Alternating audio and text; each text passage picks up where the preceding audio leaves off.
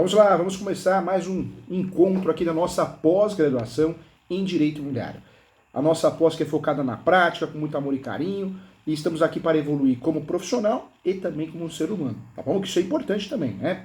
Vamos lá, vamos juntos aqui, vamos estudar, continuar estudando aqui as teses eficazes para conseguir a nulidade ou a suspensão do leilão. Então nós falamos aqui, no primeiro bloco, falamos que a ação que pode, de fato, gerar a nulidade do leilão e também a suspensão. Qual que é o nome da ação? A ação declaratória de nulidade de leilão. Ação declaratória de nulidade de leilão. Conversamos também que eu posso trabalhar com a medida cautelar para suspender o leilão e o procedimento do leilão da asta pública antes de distribuir a ação, antes do protocolo da ação. O Código de Processo Civil permite isso graças à tutela de urgência à medida cautelar. Então eu faço uma medida cautelar antecipatória para suspender o leilão e eu tenho até 30 dias após o protocolo para emendar a inicial. Não existe mais procedimento cautelar, eu vou emendar a inicial justamente com os argumentos da ação declaratória de nulidade de leilão. Conversamos aqui que nós vamos usar essa é a ação a correta, adequada, quando o nosso cliente, ele é quem? Ele é um mutuário, que está perdendo o seu imóvel em virtude do leilão. Mutuário ou está perdendo o seu imóvel em virtude de um processo, uma ação, uma reclamação trabalhista, uma ação de cobrança, uma execução, uma ação monitória, está perdendo o seu imóvel em virtude de uma constrição judicial. Volto a falar aqui, nós temos poucas teses no Brasil, são 12. São 12 a 15 teses que nós conseguimos de fato suspender o leilão e também causar a nulidade. Fora essas teses é balela. Segundo a jurisprudência atualizada, fora essas teses não tem muito o que fazer. Está fora da caixinha. Então você, como um bom profissional que você é, respeitando o seu cliente, respeitando os interesses do seu cliente, você não vai fazer qualquer coisa. Você vai fazer algo que você possa ajudar. A advocacia é meio, não é fim. Nós não vamos nunca prometer nada. O professor, claro que eu fico muito triste, fico triste mesmo, porque o professor não sabe perder. Ele tem esse problema, eu fico muito triste se eu acabo perdendo uma ação. É a vida do meu cliente que está em jogo. Só que tem situações que não dá para fazer, mas para você estar com a consciência tranquila que você fez o melhor. Então vamos juntos, olha só. A primeira tese que nós estudamos é o preço vil. Preço vil. Professor, o que é preço vil? Preço vil é um valor, existe avaliação, o bem antes de ir a leilão, não só o bem imóvel, mas o bem imóvel, antes de ir a leilão ele é avaliado. Se a arrematação é feita em primeira asta pública, né, um termo utilizado, ou em segunda asta pública, por um valor menor que o valor de mercado, ou melhor, 50% abaixo do valor de mercado, ou 50% abaixo do valor da avaliação, pronto. Esse imóvel foi arrematado por preço vil. E aí surge sim uma carta na manga, para você pedir a nulidade desse leilão. Cuidado, tese muito boa, não vai deixar passar. Essa tese é uma das melhores teses para que você consiga a suspensão do leilão e a nulidade. Quero informar você também, outra dica, outro pulo do gato. A nossa pós é prática, então a gente tem que trazer pulo do gato. Outro pulo do gato aqui, tá?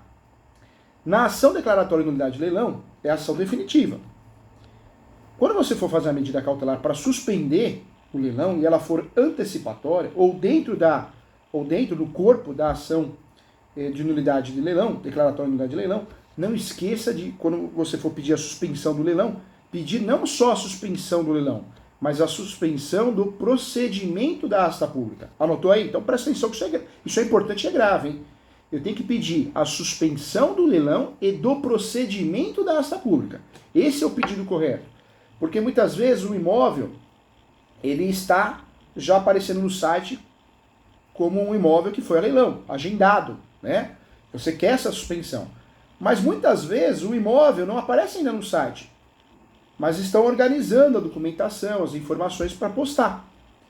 Então você consegue, com esse pedido da suspensão do procedimento de leilão, evitar até que ele seja postado. Não só retirar do site do leilão, do procedimento de leilão, se for presencial, mas você consegue suspender os procedimentos. Tá? Então fica aqui a dica.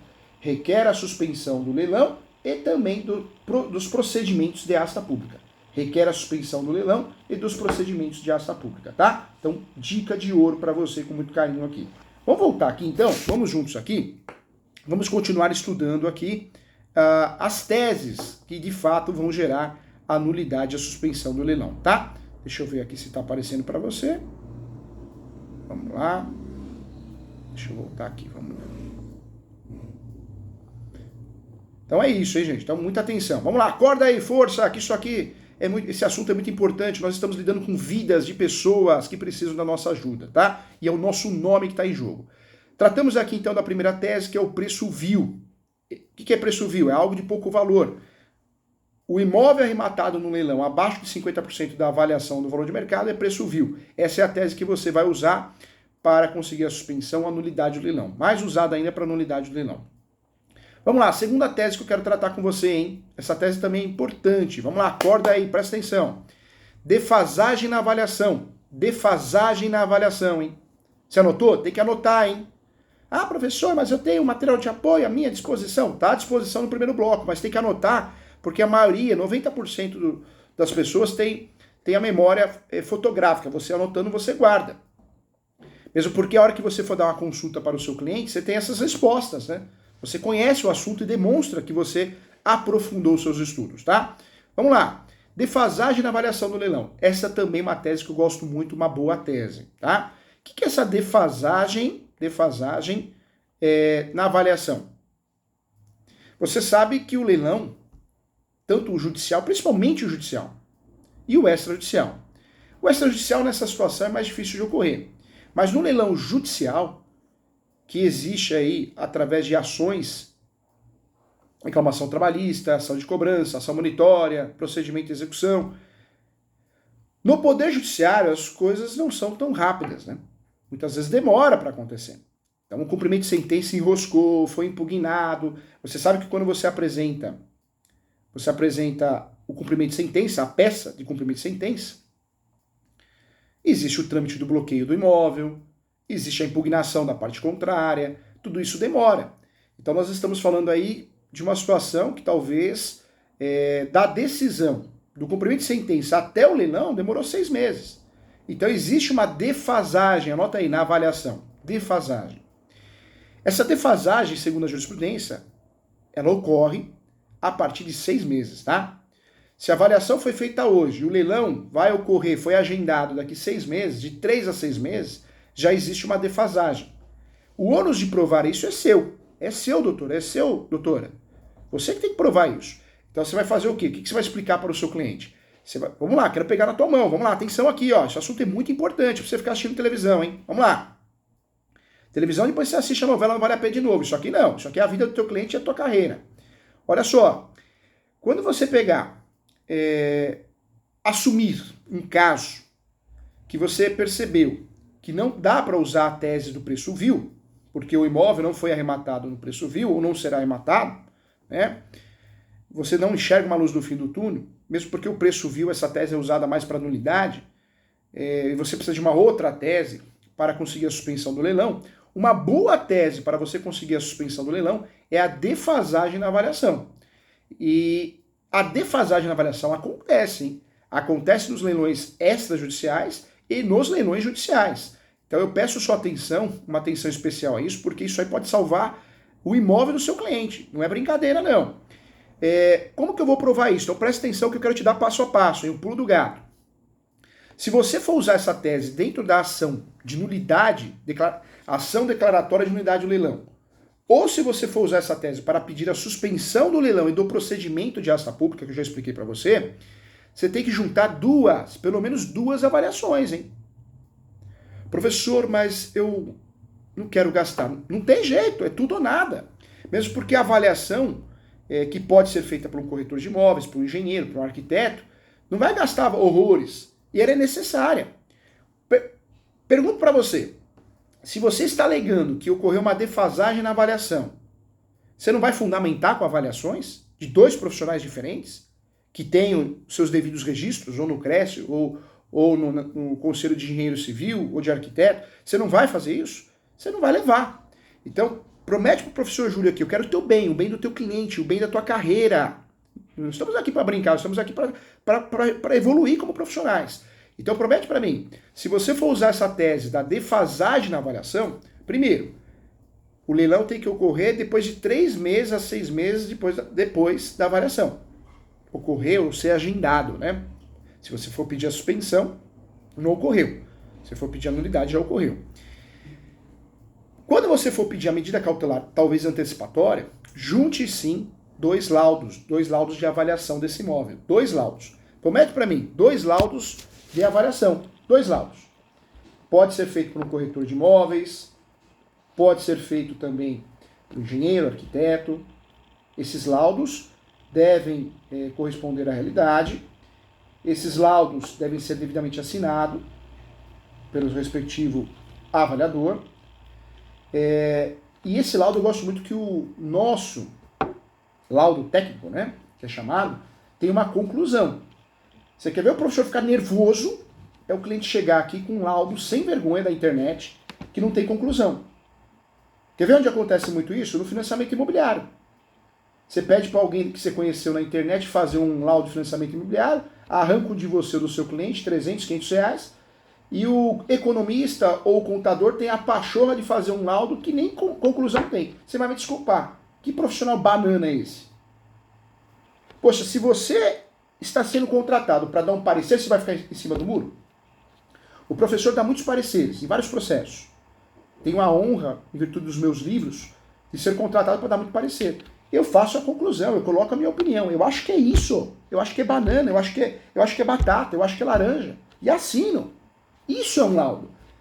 O topógrafo, quando vai fazer a topografia, ele tem que fazer um laudo conclusivo. Um laudo de... Você está fazendo uma ação de erro médico. Tem que ter um laudo conclusivo. O médico que fez o laudo que recebeu para isso tem que fazer. Se foi vítima de erro médico ou não, se é dano estético ou não. Nós não podemos aceitar laudos que ficam em cima do muro, que não tem conclusão. Não existe isso, hein, gente? Você como advogado, você não pode permitir isso. Então, se o seu cliente pede para fazer um laudo porque você orientou ele a fazer, confira esse laudo, se existe a conclusão, tá? Na avaliação, na defasagem de avaliação, nós precisamos de um laudo conclusivo que o valor do imóvel está fora da realidade. Precisa ter isso, ter essa avaliação. É fundamental, hein? Fundamental, tá? Então essa tese da defasagem da avaliação é uma tese que nós podemos usar tanto para pedir a nulidade do leilão, na ação declaratória de nulidade do leilão, quanto na medida cautelar, seja antecipatória ou dentro da própria peça da ação, chamada ação declaratória, tá? Vale a pena, sim, trabalhar com essa tese, uma tese muito inteligente, uma tese muito importante, que pode gerar suspensão ou nulidade do leilão. A defasagem na avaliação, a partir de 3 meses, 6 meses, existe uma defasagem real. E isso também pode ocorrer em virtude da construção de um metrô, o fim de uma obra, um terminal de ônibus, o fim da pavimentação de uma rua, uma avenida. Professor Júlio, em 3 meses não muda o valor do imóvel, não concordo. Você está pensando a nível de mercado, mas existem os fatos atípicos. Talvez foi feita uma comunidade e ocorreu a reintegração, e essa comunidade tinha tráfico de drogas, então não tem mais. Então, a defasagem na avaliação não é só em relação ao metro quadrado, ao valor de mercado, mas ela acontece também em virtude de acontecimentos, né? O fim de uma obra, a chegada de um shopping center, a chegada de um mercado famoso, a construção de um terminal de ônibus. Você quer ver valorizar a área? É o metrô. Chegou o metrô, valorizou. O metro quadrado triplica, não é isso? Um shopping center, um shopping bonito, também.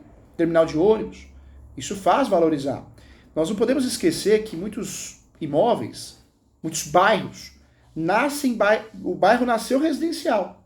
Com o tempo que acontece, o fenômeno da mutação, né? Esse bairro passa a ser um bairro comercial. E vice-versa. Quantos bairros comerciais deixam de ser comerciais e passam a ser residenciais? Isso implica na avaliação. Isso implica no valor do metro quadrado. Isso acontece muito. Volto a falar, nossa pós não é só direito imobiliário, é de mercado imobiliário. Então, muita atenção em relação a isso, tá? Eu peço sua atenção. Vamos lá, vamos para mais uma tese importante, uma tese interessante que eu quero tratar com você, tá? É a tese do bem de família. A tese do bem de família. O bem de família, inclusive eu vou deixar também à sua disposição a lei do bem de família. A tese do bem de família já foi uma das teses mais utilizadas, mais importantes. O direito é muito dinâmico, as coisas mudam. A tese do bem de família, que quer dizer que o seu cliente só tem aquele imóvel, a família só tem aquele imóvel, lembrando o conceito de família, nós temos vários conceitos diferentes. Se eu morar sozinho, eu sou considerado família, eu e meu cachorro, né? O único imóvel é considerado bem de família, não é isso? Só que cuidado, essa tese já foi muito forte, já foi muito boa. De 10 anos para cá, ela perdeu espaço, perdeu força. Então não é uma tese que eu particularmente gosto de trabalhar, porque o judiciário dificilmente tem reconhecido, salvo exceções, salvo requisitos importantes, o bem de família. O bem de família, para que eu tenha a chance de ter êxito na demanda usando essa tese. O ideal é que seja público, ou seja, eu preciso ir no cartório de imóveis e deixar claro, através de uma verbação, que é o único bem que eu tenho, bem de família. Ou de todos os bens que eu tenho, aquele bem eu uso para moradia. Que tem isso também, posso ter vários imóveis, mas eu escolho um bem para ser um bem de família. Então, hoje existe uma situação registral que a jurisprudência traz. Se eu não tenho nada na matrícula, e normalmente nós não temos porque não é comum o brasileiro fazer isso, que aquele imóvel é um bem de família, eu já perdi força aí de 50%. O bem de família, que era legado para o fiador, lá atrás, no passado, hoje um fiador que está perdendo sua casa, vai a leilão, que está contratando você como advogado, advogada, para não perder o bem, para salvar o bem. Se ele alegar bem de família, ele vai perder feio. Você vai perder a ação. O bem de família é uma tese fraca. Hoje é uma tese fraca. Cuidado com essa tese. Principalmente no âmbito do leilão, tá? Da execução, na defesa da execução, podemos até usar, mas no âmbito do leilão da asta pública, na iminência de ocorrer o leilão, ou para nulidade no leilão, é uma tese fraca, conforme a jurisprudência atual. O bem de família, eu posso utilizar em várias outras ações, como tese, como defesa, mas para leilão, cuidado. Volto a falar, o fiador é uma garantia obrigacional no contrato de locação, então não dá para alegar bem de família. O calcionista também, não dá para alegar bem de família. Cuidado. Professor, dê um imóvel em garantia, um imóvel meu, um imóvel de fulano, que é a locação com garantia de terceiro, calção de terceiro, isso pode acontecer dentro de um contrato de locação. Professor, e aí? Eu posso alegar bem de família? A jurisprudência também hoje, também através da mutação, entende que não.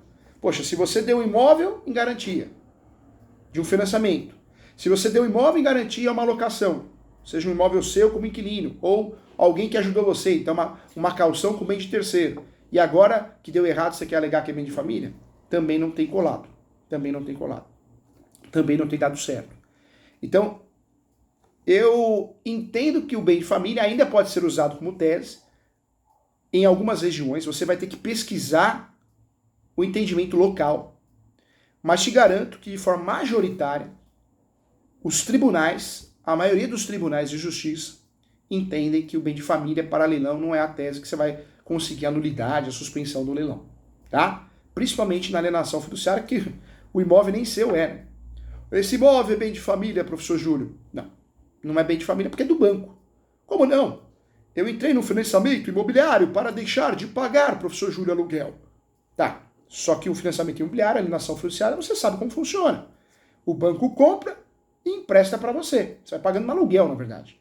O dia que você quitar, o banco transfere para você. Então você vai usar, você quer salvar o imóvel de alguém em virtude de uma alienação judicial, leilão extrajudicial. Não vem com o bem de família que não vai dar certo. No âmbito judicial, em alguns estados dá para usar para o fiador, né? Para o fiador dá para usar, em alguns estados. Mas na calção não, em outras situações também fica muito difícil. Cuidado, tá? Não confie na tese do bem de família. Quando nós falamos do bem de família, né, é claro que muitas vezes, lá na graduação, nós aprendemos, né, que o bem de família está acima de tudo. Dá vontade de chorar, né? Só que nós estamos estudando uma pós-graduação, né, gente? É a vida como ela é a prática jurídica. Nós não vamos estudar um assunto que não seja real, né? Um assunto que de fato nós vamos ser induzidos a erro ou induzir o nosso cliente a erro. Cuidado, tá bom? Cuidado. Olha só, o legal da nossa plataforma é que a gente consegue procurar achar as coisas na hora. Então, aqui, ó, se você digitar no Google, aparece a lei, né? A lei 8.009, de 29 de março de 1990, que é a lei que dispõe da impermeabilidade do bem de família, tá? Então a lei continua existindo, mas veja que ela já teve várias alterações. E aí, o que diz a lei 8.009, que é a lei que dispõe da impermeabilidade do bem de família? Cuidado, impermeabilidade, tá? Não alienação, não asta pública. Essa lei traz o quê? Ela traz aqui, ó, artigo 1. O imóvel residencial próprio do casal ou entidade familiar é impenhorável e não responderá por qualquer tipo de dívida fiscal, comercial, previdenciária ou de outra natureza contraída pelo cônjuge ou seus pais ou filhos que sejam proprietários e nele residam, salvo nas hipóteses previstas em lei. Então aqui, ó, o parágrafo primeiro já exclui de cara, fogo, né? O leilão extrajudicial. Porque se o imóvel não é seu, como que você vai falar, olha, o banco, eu não paguei você, mas ninguém vai tirar esse imóvel porque é o único imóvel que eu tenho. Não é seu, não é do seu cliente. Então o artigo 1 já exclui. Essa tese já se torna fraquíssima para um leilão extrajudicial, tá? Então, importante aqui. Olha o artigo 2. Excluem-se da impermeabilidade os veículos de transporte, obras de arte e adômos. Tá? Então, se exclui. Artigo 3. A impermeabilidade é oponível em qualquer processo de execução fiscal, previdenciária, trabalhista ou de qualquer outra natureza. Então veja, o artigo 3 deixa muito claro que nós vamos usar esses argumentos para quê, professor Júlio? Nós vamos usar esses argumentos para a execução, para impugnar. Na impugnação, quando é feita a petição de cumprimento de sentença, nós podemos usar essa tese muito bem para impugnar. Mas quando já está no procedimento de asta pública, no leilão, aí é uma tese fraca, tá? É uma tese fraca. Essa lei, a lei 8.009, é uma lei que nós temos aí poucos artigos, ó. Ela vai até o artigo 8.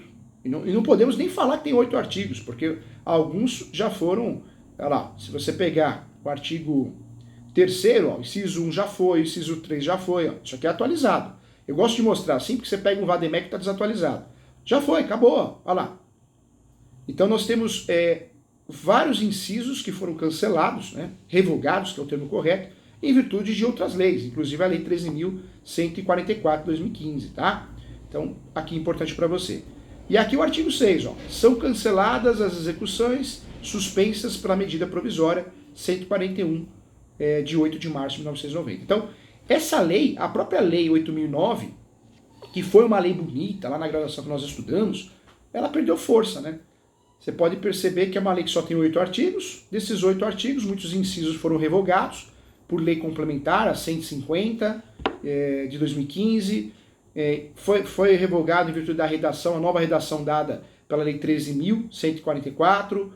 Nós tivemos alteração também em virtude do Código Civil. Tivemos alteração em virtude da medida provisória 143, de 8 de março. Então, é uma lei que perdeu espaço, né? Mas essa é a lei da impenhorabilidade, tá? Essa é a lei que eu queria tratar com você. Então, veja, nós temos aqui vários argumentos, mas temos que ser realistas, tá? Então, de 12 a 15 teses que nós conseguimos suspender um leilão, a tese do bem de família, pelo menos para leilão, pelo menos para a ação declaratória de nulidade de leilão, ou ainda medida cautelar para suspensão do leilão, é uma tese fraca. É uma tese fraca. Então, muita atenção em relação a isso, tá? Vamos lá, vamos para mais uma tese importante que eu quero tratar com você para conseguir suspender ou gerar a nulidade do leilão. É a tese da ausência da publicação do edital do leilão na internet. Essa aqui, atenção, pare de assistir televisão, presta atenção aqui, que isso é a tua carreira em jogo, é a tua vida, presta atenção aqui. Quando eu falo da ausência de publicação do leilão na internet, professor Júlio, isso não acontece, professor Júlio. Acontece sim. Acontece com os leilões novos, os leiloeiros sem muita experiência, e acontece com leilões antigos, já experientes. E por que eu falo isso? Porque o leiloeiro, talvez ele tenha experiência no leilão, no procedimento de asta pública, mas ele não é tão conhecedor da internet. Se você pegar a geração Procon, conhece muito a internet. A geração Procon conhece tudo, já nasceu com a internet. Minha filha mexe no celular melhor que eu, melhor que o professor, melhor que Joe. Mas se você pegar, eu acredito que o filho de quem tem filho também, mesma coisa. uma facilidade incrível. Mas se você pegar um leiloeiro, talvez ele seja experiente, mas ele não entende tanto de site, de inclusões de informações, ele terceiriza esse serviço, pode ser que essa pessoa erre. Todo mundo erra. Sistema, site, dá problema. Nós já chegamos a gravar aqui 12 horas de aula, o professor gravou 12 horas de aula e não saiu som, né? Isso acontece. Erros acontecem, é da vida, não tem como. Então, o que nós temos que pensar aqui? Que esta tese pode ser uma boa tese. Eu já consegui, pelo menos em 7 situações, a suspensão do leilão em virtude dessa tese. E já consegui pelo menos umas 12 nulidades de leilão em virtude dessa tese. Então vamos respeitar essa tese, vamos prestar atenção. Vamos lá, caderno na mão, vamos lá. Vamos lá. Imprima o material, vai anotando em cima do material, vamos lá. Nós temos que nos fortalecer nessa pós, hein? A ausência de publicação do edital, professor Júlio, do leilão na internet. Acontece? Acontece. Erro do leiloeiro, erro do leilão, erro quem alimenta essas informações. Erro de todo mundo, tá? Acontece de fato. A lei obriga a publicação do edital na internet. Tem que ser publicado no site. Tem que ser publicado. A lei obriga. Em site determinado pelo juiz quando é leilão judicial. Tá? Quando é leilão extrajudicial também. Esse imóvel, lembrando que os bens móveis também, né? Mas como a nossa pós de imobiliário, a gente dá sempre ênfase ao imóvel.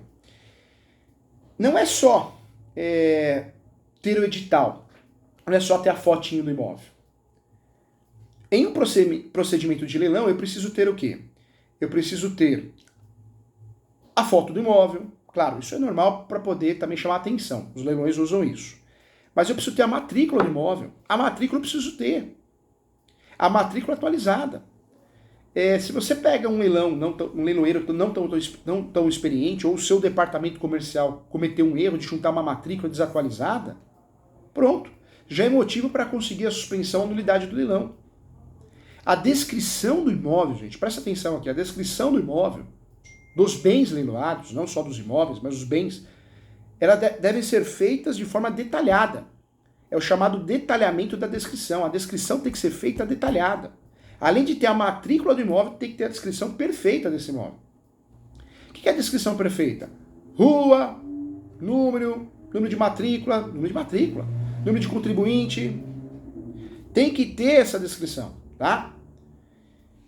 No leilão, também deve ser informado se o leilão será presencial ou de forma eletrônica. Hoje a maioria é de forma eletrônica, muito comum, pegou o leilão eletrônico. Mas isso tem que acontecer. Isso tem que acontecer. É fundamental isso também. Então eu peço sua atenção, porque essa tese parece que não, mas é uma tese que muitas vezes salvou o professor Júlio para ajudar o cliente. E vai salvar você como advogado, advogada. Vai salvar você que quer salvar o seu imóvel, né? Esse ano o professor Júlio está atuando muito, mas muito mesmo. Acho que eu tenho mais de 100 ações de advogados, tributaristas, previdenciários, trabalhistas, que não querem atuar em causa própria. Atuar em causa própria é muito ruim, né, gente? É muito difícil, envolve emocional. Eu também não gosto e não atuo. Então, eu estou fazendo muitas defesas, muitas medidas cautelares, muitas ações declaratórias de unidade de leilão para advogados. Por quê? Porque é de outra área, ou até da nossa área, mas não quer se envolver.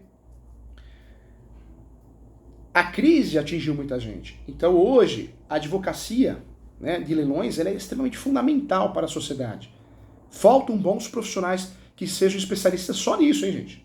Faltam bons profissionais. Infelizmente, muita gente reclama da profissão da advocacia, mas fica ali na fila da Dona Maria, né? E outra, para com esse negócio de atuar em todas as áreas. Já falei, tem que atuar numa área só. Quem faz tudo não faz nada, hein? Então essa tese aqui ela é muito importante, tá? Nós estudamos aqui, ó, 3 teses importantes, hein? 3 teses que nós vamos usar dentro de uma ação judicial, ação declaratória de nulidade de leilão, embargos do terceiro, para pedir a suspensão ou a nulidade, o cancelamento do leilão, seja apartamento, seja residencial, imóvel residencial, seja comercial, seja urbano. Preço vil, funciona. Defasagem do imóvel, muito boa essa tese. Bem de família, cuidado, já foi uma tese poderosa, hoje é fraquinha. E também a ausência de publicação do edital, tá? Tem outras teses também que nós vamos aprofundar o assunto. Ok? Eu espero você então no próximo bloco, hein? Bastante assunto, né? Que legal, que bacana. Então, Então, próximo bloco estaremos juntos, hein? Eu espero você, não vai perder. Esse assunto é muito importante. Faltam muitas teses, são 12 a 15. Então nós vamos tratar de outras teses, vamos tratar de embargos, vamos tratar ainda de muitas informações pertinentes para que você seja um especialista de verdade na advocacia de leilões, tanto para arrematante, como para o leiloeiro, como para o mutuário que está perdendo o imóvel, tá bom? Até já!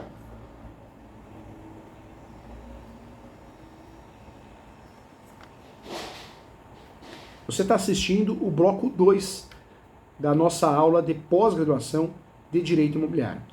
Essa pós-graduação é totalmente prática, eu sou coordenador e professor, quero convidar você a conhecer. Entra lá, no ESO Educacional. Se você digitar no Google, você acha fácil. ESO, hein? Educacional. Escola Superior Universitária. Nós temos 2 sites.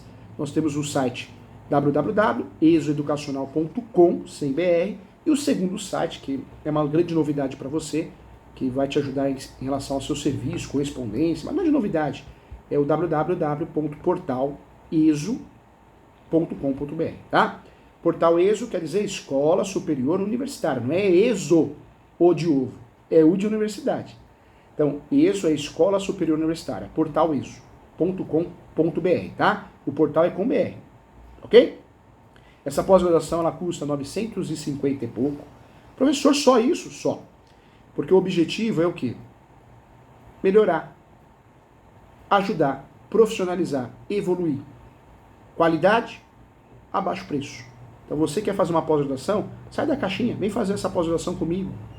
Tem pós-graduação também de direito penal, tem pós-graduação de direito previdenciário, direito do trabalho, tem a pós-direito civil com ênfase em direito de família. Não vai perder. Dê a oportunidade de você conhecer outros cursos, outras escolas, né? Não pode ser um monopólio. Eu acho que nós tínhamos um monopólio em relação à democratização do direito. É isso? Não. Tem que surgir outras escolas para atingir o mesmo público. Isso é importante. Né? Isso é importante. Venha conhecer. Toda aula tem material de apoio, modelos de peça. É a única pós, apesar de ser totalmente online, você assiste a hora que você quiser e quando quiser, que você tem um plantão de dúvida mensal com o coordenador. As outras pós não tem isso. Então, se você for ver a concorrência, a pós é online.